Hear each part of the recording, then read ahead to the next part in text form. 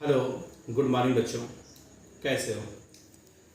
Class second year के virtual class में एक बार फिर मैं संतोष प्रजापति आपका स्वागत करता हूं। प्यारे बच्चों, इसके पहले लेक्चर में हम लोग होम कमिंग के फर्स्ट पार्ट को पढ़े थे, जिसको रविंद्रनाथ टैगोर ने लिखा था। इसमें हम लोगों ने आधी स्टोरी पढ़ी थी।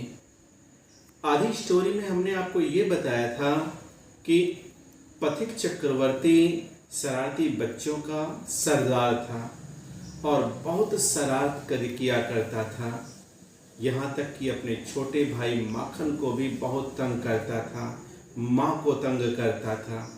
इसीलिए माँ इसे बिल्कुल फेडअप थी, तंग आ गई थी।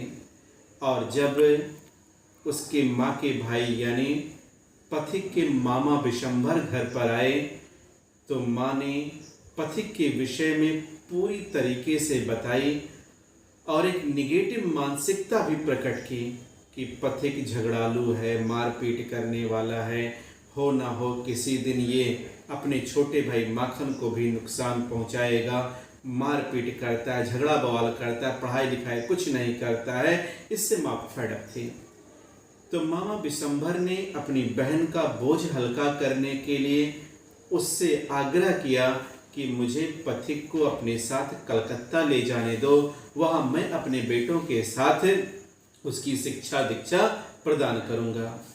माँ बहुत खुश हो गई और पथिक भी बहुत खुश था कि चलो इस छोटे से गांव से निकलकर हम बड़े गांव शहर में जाएंगे, वहाँ खूब घूमेंगे, टहलेंगे, बड़ी बड़ी दीवारें होंगी, बड़े बड़े घर होंगे। ये सब वो भी प्लान किया और हंसी खुशी बहुत ही प्रसन्न मन से वह अपने मामा विशंभर के साथ कलकत्ता के लिए रवाना हो गया। यहाँ तक हम लोगों ने पढ़ा था।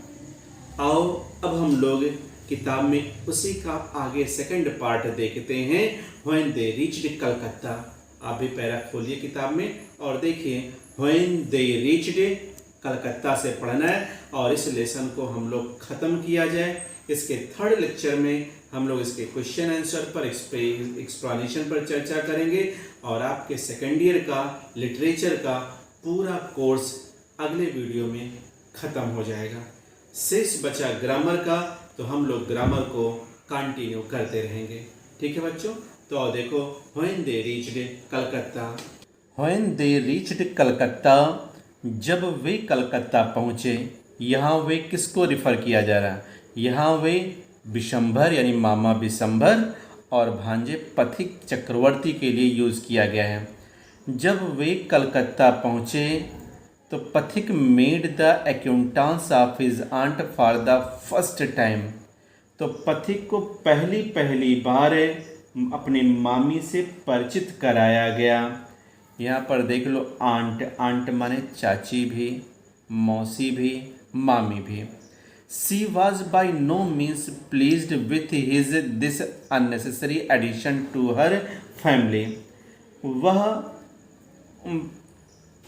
एक अपने परिवार में अनावश्यक जोड़, अनावश्यक सदस्य की वृद्धि से तनिक भी खुश ना थी।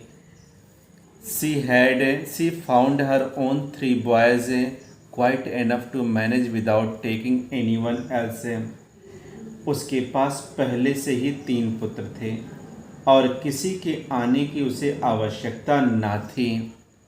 And to bring a village lad of 14 into their midst was terribly upsetting। और गांव के 14 वर्षीय लड़के को देखकर उसे अत्यधिक परेशानी हुई। Vishambhar should really have thought twice before committing such an indiscretion। इस तरह की गलती करने से पहले, ध्यान रखना, Vishambhar should really have thought twice before committing such an indiscretion। committing means करना, सच मीन्स इस प्रकार, indiscretion माने गलती। इस प्रकार की गलती को करने से पहले विशंभर को वास्तव में 2 बार सोचना चाहिए था। इतना समझ में? फिर से समझे इसको। जब वे कलकत्ता पहुँचे तो पथिक को की पहली मुलाकात अपनी मामी से हुई। या पथिक को पहली बार अपनी मामी से मिलवाया गया। वह पथिक के अपने परिवार में आने पर तनिक भी खुश न थे, क्योंकि उसे लगता था उसके परिवार में यह एक अनावश्यक वृद्धि है। उसके पहले से ही 3 पुत्र थे और उन्हें मैनेज करना काफ़ी कठिन था। उसे किसी अन्य की आवश्यकता न थी और गांव के 14 वर्ष का लड़का वास्तव में उनकी परेशानी का कारण बना। बिशंभर को इस प्रकार की गलती करने से पहले 2 बार जरूर सोचना चाहिए था। नाउ नेक्स्ट पैरा देखते हैं बच्चों। In this world of human affairs there is no worse nuisance than a boy at the age of 14।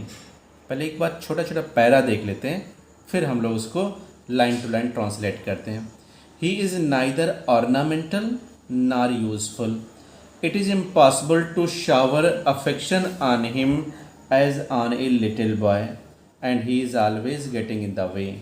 If he talks with a child's lips, he is called a baby, and if he answers in a grown-up way, he is called impertinent.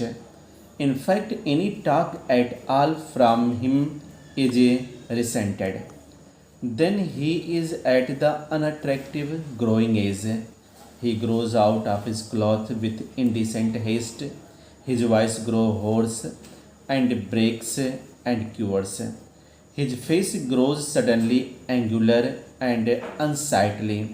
It is easy to excuse the shortcoming of early childhood, but it is hard to tolerate even unavoidable lapses in a boy of 14. The lad himself becomes painfully self-conscious. When he talks with elderly people, he is either unduly forward or else so unduly shy that he appears ashamed of his very existence. कहने का मतलब क्या है बच्चों?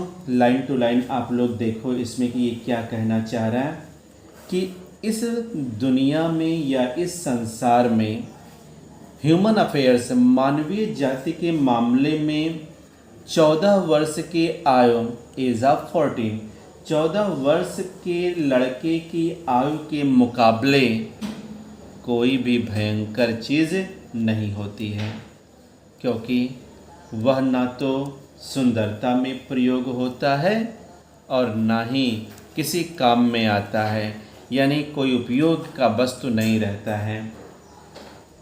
14 वर्ष के बालक पर इतना प्रेम करना और 14 वर्ष के बालक पर इतना प्रेम करना संभव नहीं है जितना कि छोटे बच्चे पर करना संभव है। यदि बच्चा यानी 14 साल का बच्चा तोतली आवाज़ में बोलता है, चाइल्ड स्लिप से तोतली आवाज़ में बात करता है, तो उसे सभी प्यार से नादान कहते हैं।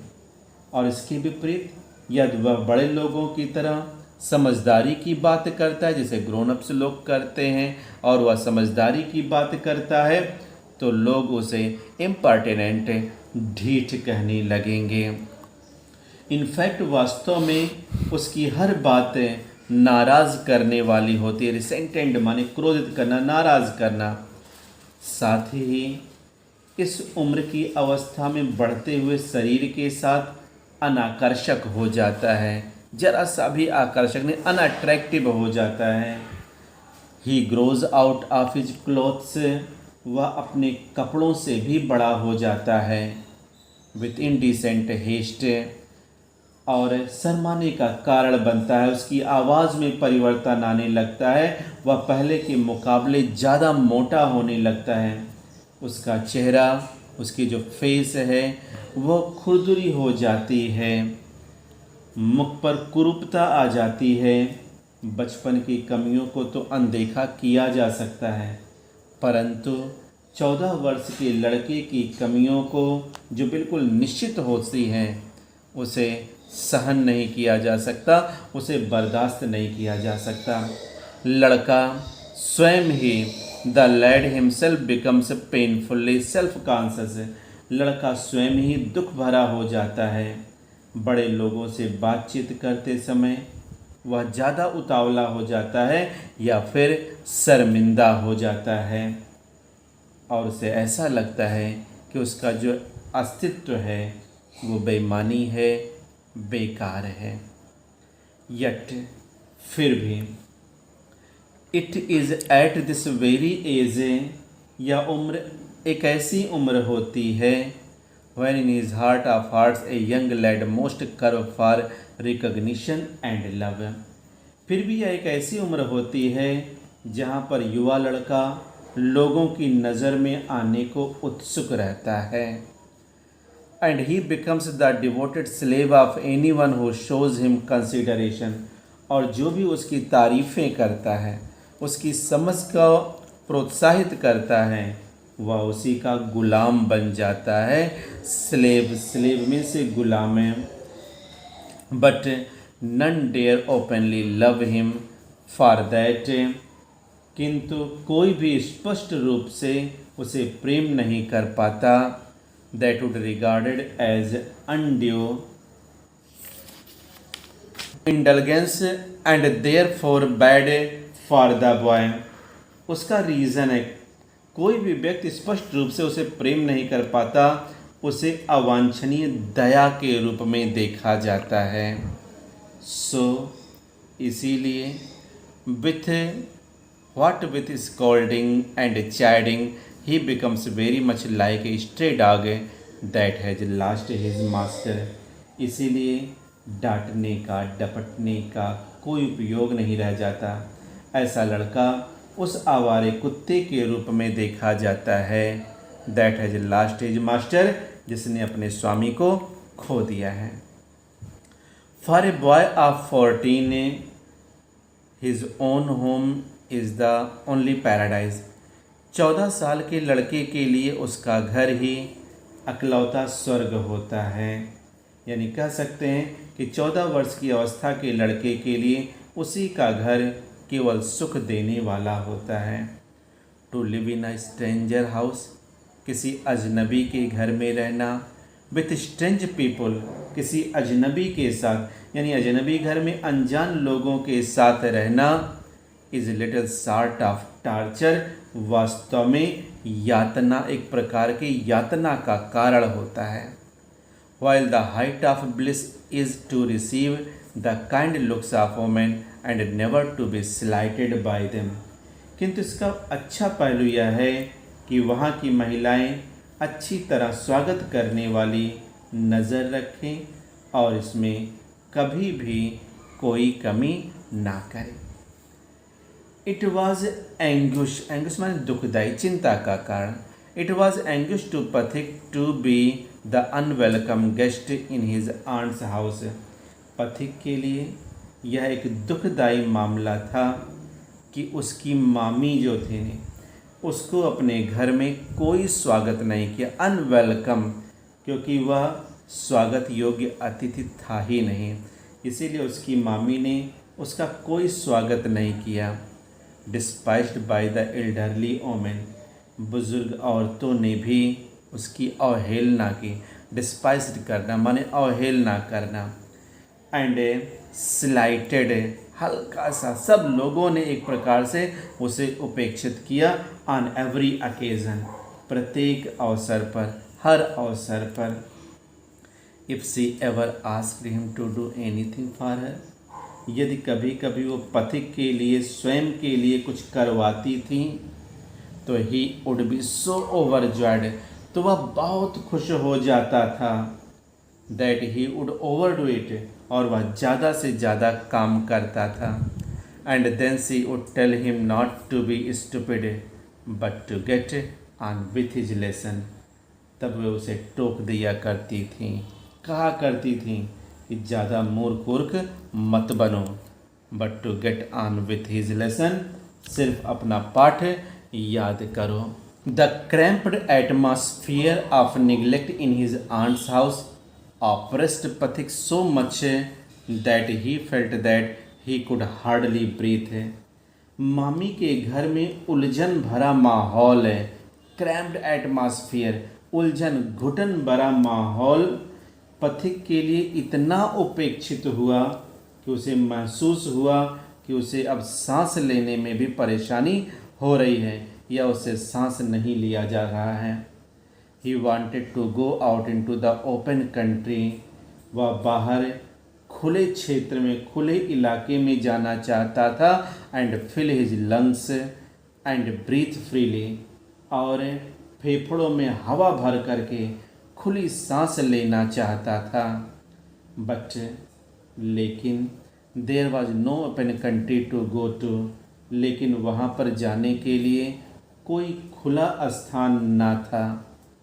Surrounded on all side by Calcutta houses and walls, Calcutta के चारों तरफ से मकानों या कलकत्ता चारों तरफ से मकानों से, दीवारों से घिरा हुआ था। He would dream night after night of his village home, वह प्रत्येक रात अपने गांव के सपने देखने लगा। And long to be back there, और वहाँ जाने को उत्सुक हुआ। He remembered the glorious meadow where he used to fly his kite all day long, उसे उस विशाल मैदान की याद आने लगी जहाँ जाकर के वह पतंगों को उड़ाया करता था। ब्रॉड रिवर बैंक, विशाल नदी के किनारों की याद आने लगी। Where he would wander about the livelong day singing and shouting for joy, वह उसे उस विशाल किनारे को भी याद करने लगा जहाँ वह खुशी से नाचता था, गाता था, आनंद से चिल्लाता था। The narrow brook where he could go and dive and swim at any time, छोटे से झरने में को भी वह याद करता है जहाँ वह जाया करता था, गोता लगाया करता था और कुछ भी देर तैरने भी लगता था। He thought of his band of his companion, उसे अपने दोस्तों की भी याद आने लगी। over whom he was disposed, जिन पर वह अपना प्रभाव भी डालता था, हुकूमत करता था। And above all the memory of that tyrant mother of his, साथ ही साथ सबसे ज़्यादा अपनी माँ की जो हमेशा उसका विरोध करती थी। Who had such a prejudice against him, जो उसके प्रति पहले से ही पूर्वाग्रह रखा करती थी। Occupied him day and night, और पूरा दिन पूरी रात उसे घेरे रहते था। A kind of physical love like that of animals, a longing to be in the presence of one who is loved, and inexpressible wistfulness during absence, a silent cry of his inmost heart of his mother, like the lowing of the calf in the twilight. This love, which was almost an animal instinct, agitated the shy, nervous, lean, uncouth, and ugly boy. No one could understand it, but it spread upon his mind continuously. कह सकते हैं कि यह एक प्रकार का ऐसा प्रेम था जिसे जानवर के समान नैसर्गिक स्वभाव हुआ करता था। यह सब उत्सुकता एक शर्मीले, बेचैन, गंवार और बदसूरत लड़के के लिए थी। इसे कोई समझ नहीं सकता था, परंतु उसके मन में निरंतर उथल पुथल चल रही थी, और वो उथल पुथल बिल्कुल लगातार थी। There was no more backward boy in the whole school than Pathik, पूरे विद्यालय में कोई भी बच्चा इतना कमज़ोर नहीं था जितना कि पथिक था।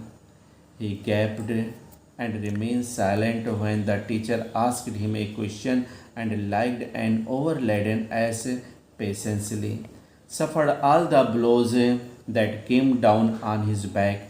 When other boys were out at play, he stood wistfully by the window and gazed at the roofs of the distant houses, and if by chance He spied children playing on the open terrace of any roof. His heart would ache with longing. कह सकते हैं कि पूरे विद्यालय में कोई भी बच्चा इतना कमज़ोर नहीं था जितना पथिक। जब शिक्षक उससे कोई प्रश्न पूछते तो वह चुप रहकर किसी प्रश्न का उत्तर नहीं देता था।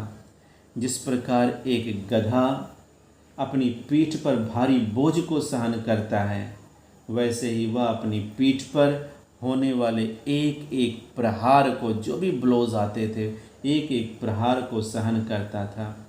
जब दूसरे लड़के खेलने के लिए बाहर जाते तो वह खिड़की के पास जा कर के चिंतन करने लगता और दूर दूर तक छत को देखता रहता।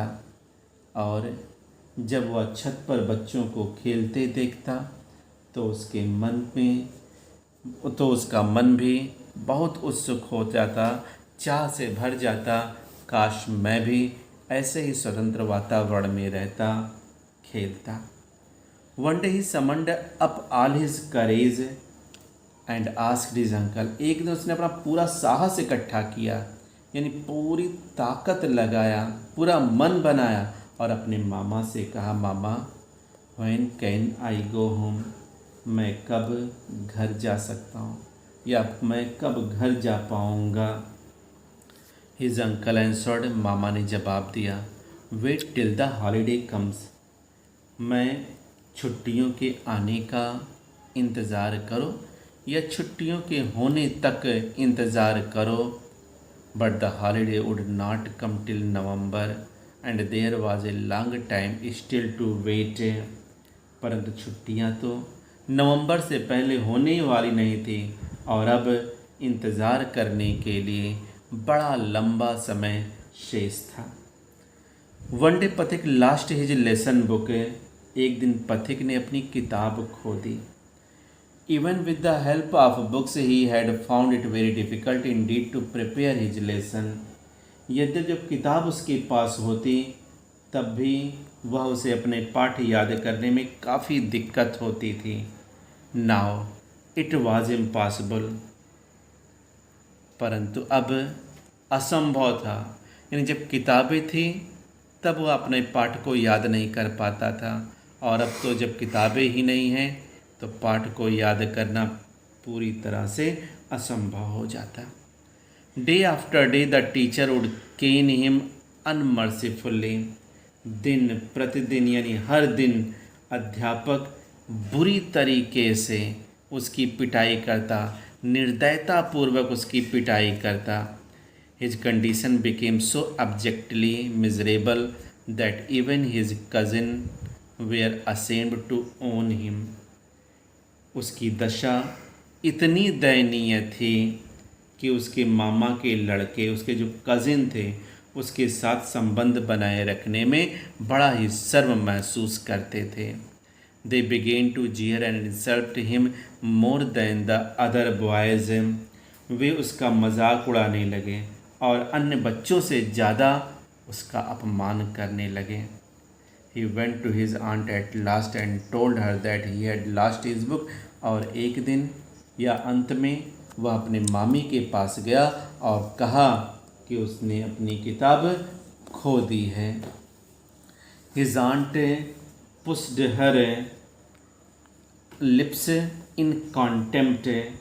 उसकी मामी धड़ा से अपने होठों को सिकोड़ी। कॉन्टेम्प्ट माने घृणा, परस्यूड माने गोल करना, घुमाना, और बोली, you great clumsy country loud, तू अनाड़ी देहाती लड़का, how can I afford with all my family two by you new books 5 times a month.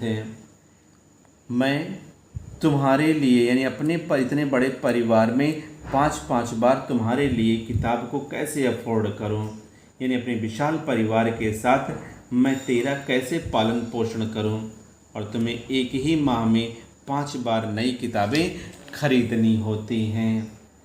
That night on his way back from school.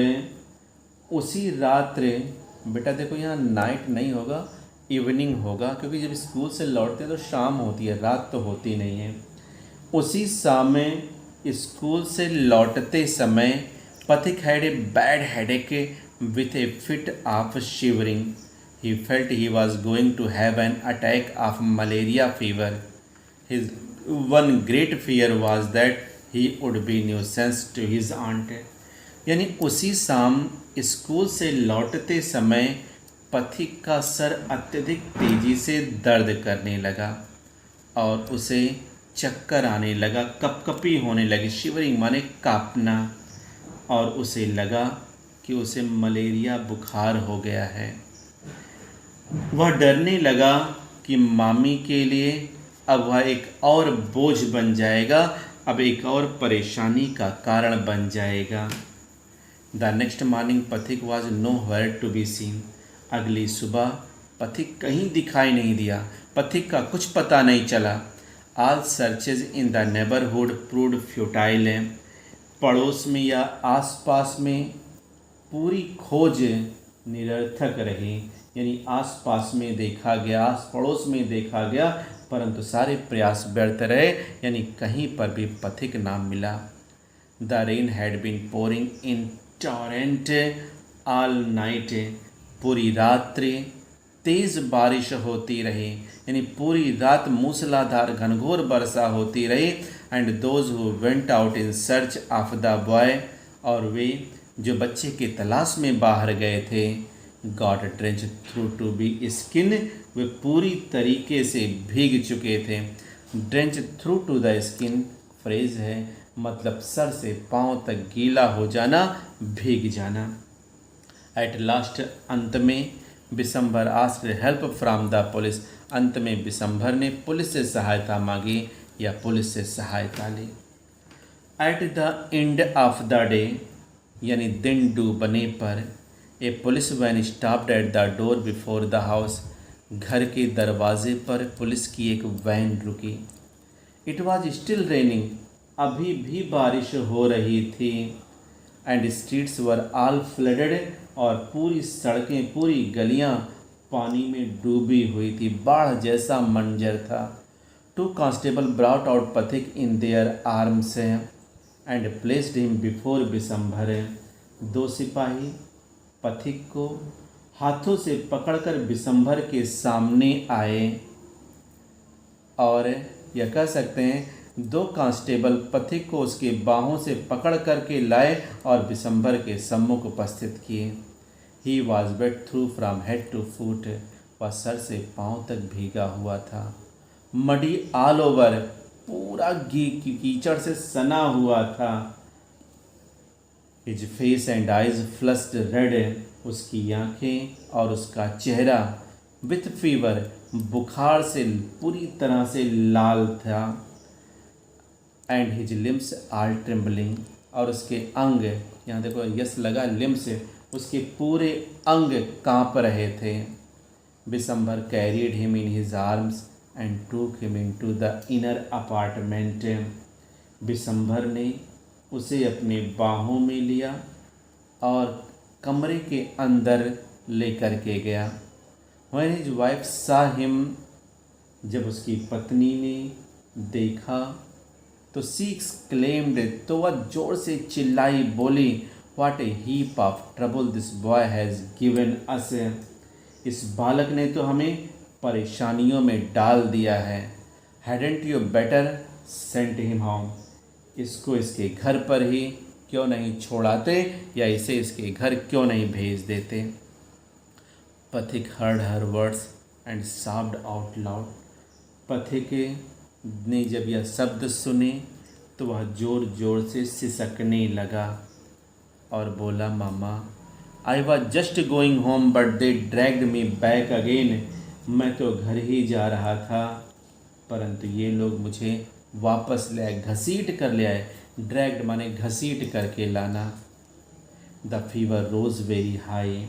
बुखार अधिक तेज था. And all that night the boy was delirious. और पूरी रात लड़का बुखार से पीड़ित रहा. Bishambhar brought in A doctor.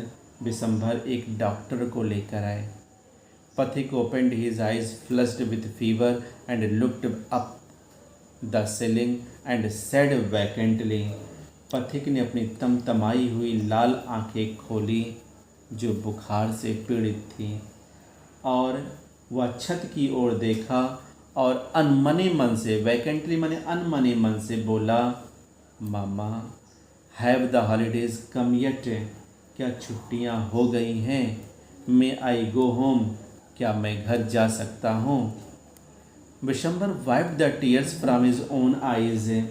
Vishambhar अपने आँखों के आंसू को पोंछे, and took Pathik lean and burning hands in his own, और पथिक के कमज़ोर और जलते हुए हाथ को अपने हाथ में ले लिया, and sat by him through the night, और पूरी रात्रि उसके साथ बैठे रहे।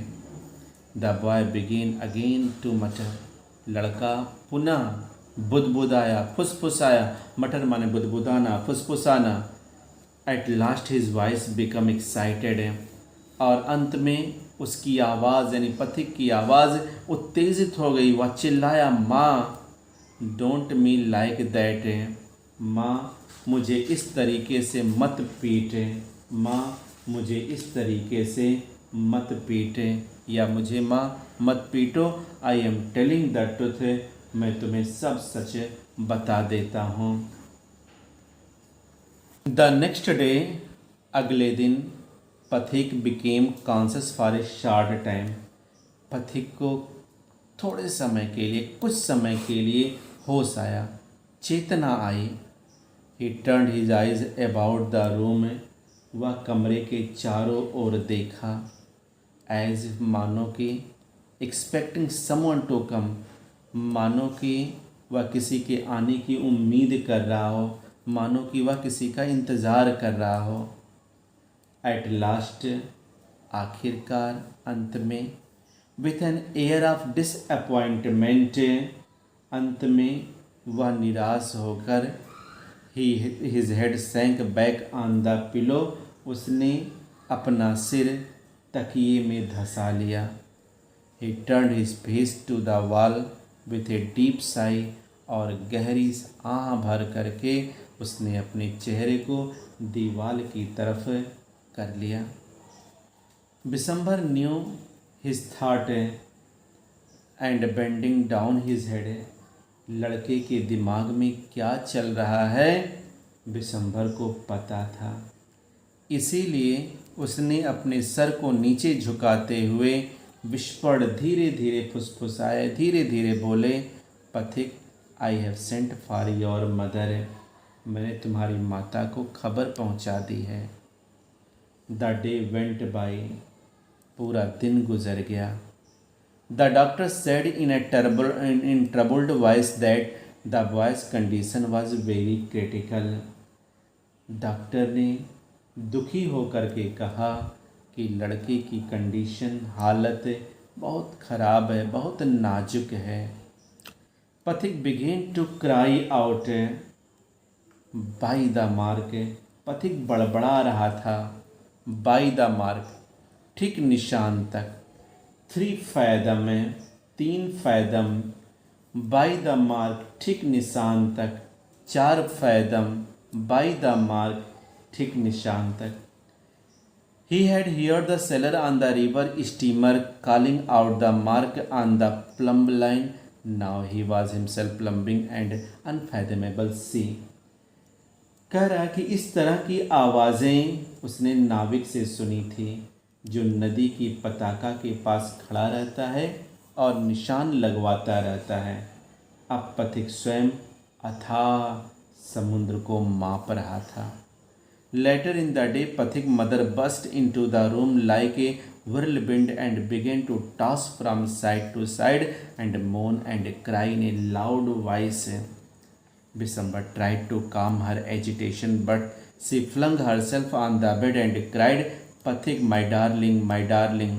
Pathik stopped his restless movement for a moment. His hand ceased beating up and down. He said, "Eh." The mother cried again, Pathik, my darling, my darling. Pathik very slowly turned his head and without seeing anybody said, Mother, the holidays have come. उसी दिन यानी यहाँ पर देखो आप लोग, letter in the day, उसी दिन या एक दिन के बाद पथिक की माँ दुखी होकर तूफान की तरह, व्हर्लविंड है तो तूफान की तरह कमरे में आई और इधर उधर घूमने लगे, यानी अपने बच्चे को तलाशने लगे, दुखी होने लगे, जोर जोर से चिल्लाने लगे।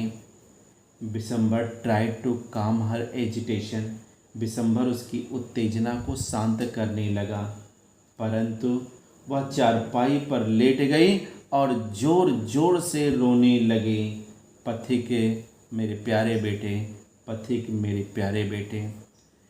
पथिक stopped his restless movements for a moment, पथिक एक पल के लिए अपनी बेचैनी को विराम लगाया। उसके सिर का इधर उधर होना रुका, उसके मुख से निकला, अरे। माँ फिर चिल्लाई, पथिक मेरे बच्चे, पथिक मेरे बच्चे।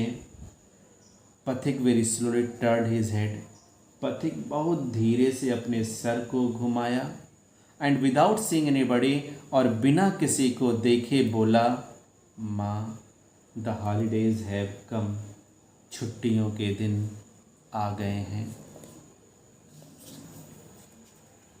तो प्यारे बच्चों, ये था आपका लाइन टू लाइन पूरा लेसन, और समरी के रूप में हम कह सकते हैं प्यारे बच्चों कि पथिक जब तक अपनी माँ के पास था, लड़ाई झगड़ा मार पीट सब करता था, लेकिन जब वह कलकत्ता में गया और अपनों के द्वारा ही परायेपन का व्यवहार पाया तो बहुत उपेक्षित महसूस किया। उसे अपनी माँ की हर पल याद आने लगी, इसीलिए वह कुछ और विषय में ना सोचकर सिर्फ अपनी माँ के विषय में, गांव के विषय में और अपने उस स्वतंत्र वातावरण के विषय में सोचने लगा जो वह अपने गांव में उठाया करता था। हम कह सकते हैं कि बच्चा जब तक स्वच्छंद वातावरण में रहता है, खुश रहता है, लेकिन जब उसे चार दीवारी में कैद कर दिया जाता है तो उसे सिर्फ स्वतंत्रता की आस होती है, स्वतंत्रता की चाह होती है और कुछ नहीं। इस कहानी में भी रविंद्रनाथ टैगोर ने हमको उसी बच्चे की साइकोलॉजी बताई कि किस तरीके से बच्चा कलकत्ता में बड़ी बड़ी बिल्डिंग चार दीवारी के बीच कैद हो जाता है और घर का उपेक्षापूर्ण वातावरण उसे इतना परेशान कर देता है कि वह बस किसी भी पल बड़े शहर से छुटकारा पाना चाहता है और अपनी माँ के पास पहुँचना चाहता है। भले ही उसकी माँ उसे बहुत डांटती थी, भले उसकी माँ उसे बहुत मारा करती थी, उपेक्षापूर्ण व्यवहार करती थी, लेकिन उस माँ के प्रेम में भी अत्यधिक लालन पालन था। लेकिन यहाँ मामी का उपेक्षापूर्ण रवैया उसे सिर्फ नफरत प्रदान करता है और कुछ नहीं।